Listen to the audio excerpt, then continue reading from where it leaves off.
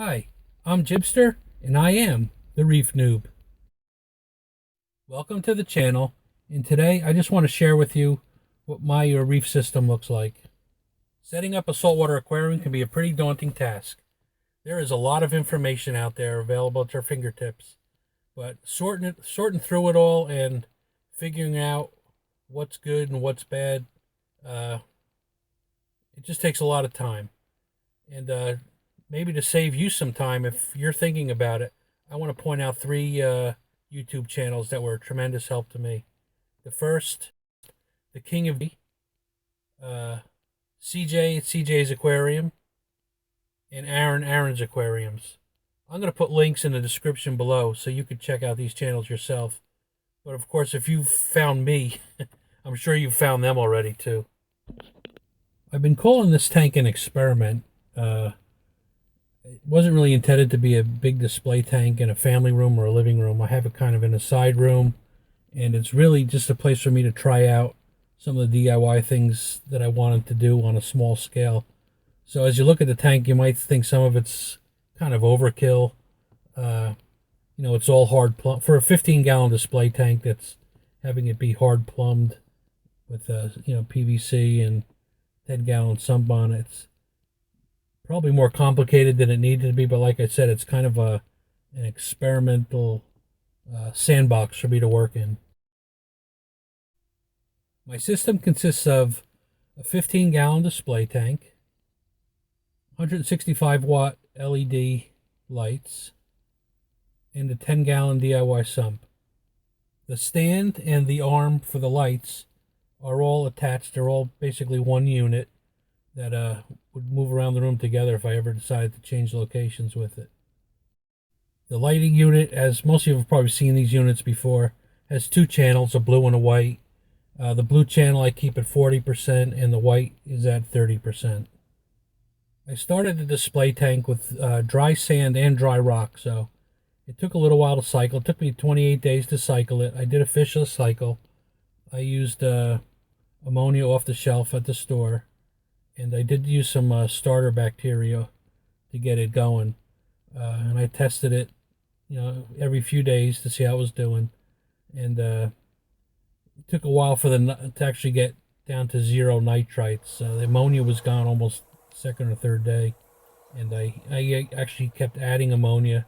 And the nitrates would be going up slowly, but the nitrite, there was always a trace in there. So I waited a full 28 days just to make sure I had it ready for fish.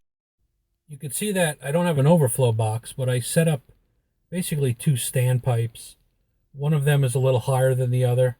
The lower standpipe is set up with a gate valve, and it's tuned to be a full siphon. And the other taller standpipe just serves as an overflow. You'll also notice a couple cages on the end of the pipes or at the top of the pipes, which you'll probably recognize are just made out of knitting canvas and some wire ties, zip ties. Moving to the sump, it's a DIY sump. You'll notice my caulk is pretty messy down there, the silicone that I used. And that was, when I cut the glass, I cut it too short, so I had a large 1/4 inch to 3/8 inch gap that I had to fill with caulk, and there was pretty much no way I was going to get it real neat. So, and I really wasn't too concerned about it. Like I said, it is my experiment, so I'll use that as an excuse. But you'll see how the intakes drop into the first chamber, and they overflow into a second chamber, which has filter floss at the top, and then about 1 inch of sponge, and then below that, through the rest of the column, is lava rock. Now, while I'm here, I'll mention that floss on top is very easy to just change. I could do it daily, every 2 days. And I actually got that idea from the DIY King, Joey. Some of the filter systems he uses have a piece of floss on top where he can change it out daily too. And I just thought that was a really neat idea, so I just applied it into my application. I also have some lava rock in the next section, which could be a future refugium. It's not really right now. what I did is I just added some extra lava rock in there. You'll notice it's in a mesh bag. By using that bag, it makes it real easy. If I want to clean the sump, I can just lift that bag right out. And sometimes what I'll do is after I do a water change, I'll lift that bag out and put it in the water that I took out of the tank and just give it a shake to get any of the heavy debris off it before I put it back in the tank. I have an algae scrubber, DIY algae scrubber in this section as well.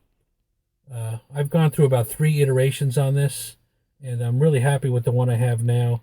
It's super simple, so I'm probably going to, at some point, maybe make a video highlighting how to put that together. I mean, you could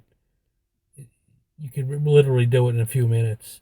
So it was really simple, and I think I want to share that with you guys sometime in the future. Now we'll just highlight some of the livestock that's in here. I have a couple shrimp, a fire shrimp, and a cleaner shrimp. I started out with 3 Astrea snails. They're all still with me. They were some of the original. They were the originals in the tank. I also started out with 3 blue-legged hermit crabs. I still have 2 of them. I think one of them disappeared. When I got them, they were about the size of raisins, and I noticed a couple times my watchman Goby dragging him into his cave. So it'd be kind of funny. He'd drag it in, they'd come crawling out, and I suspect maybe one of them didn't crawl out one day. So anyway, and I just mentioned the watchman Goby, and he's paired up with a pistol shrimp. I have a chalk bass, which this guy I really like. He has a lot of character. You can see his eye rolling around and looking at things, and he even looks like he turns his head sometimes to look at things. So it's kind of interesting to watch him. We also have a pajama cardinal, and let's see, I have under the sand here. We have a Tonga fighting conch, and let me see, did I cover everything? I think that's it for the livestock as far as fish go. And coral, I have green star polyp. I have a Duncan coral that started out 2 heads about 2 months ago, and now there's at least 6 more coming. It's hard for me to count. I try to work my way around it to count how many heads are there, and I forget where I started. So there's at least 6 new heads, it looks like, coming out the sides of that. I have a candy cane coral. I have a green, purple tip frog spawn, and some zoanthids. And that's about it. I definitely want to add some more LPS coral. I'd really like to get a nice torch if I could find a frag or something at my local fish store. And fish, I don't know if I'm going to add any more fish. I really, I don't want to have too much of a load in there. I'm thinking maybe 1 more fish. So we'll see what happens. I'm trying to just take my time and not rush anything on it. But that's about it. I'm not sure how this channel is going to progress, if it's going to progress. I'll see what the interest is in it. Like I said, I have a couple DIY things I might want to show you that mostly they're my own take on what I've seen on the web. And possibly just some updates on how it's going here. So I really thank you for watching, and take care, and God bless.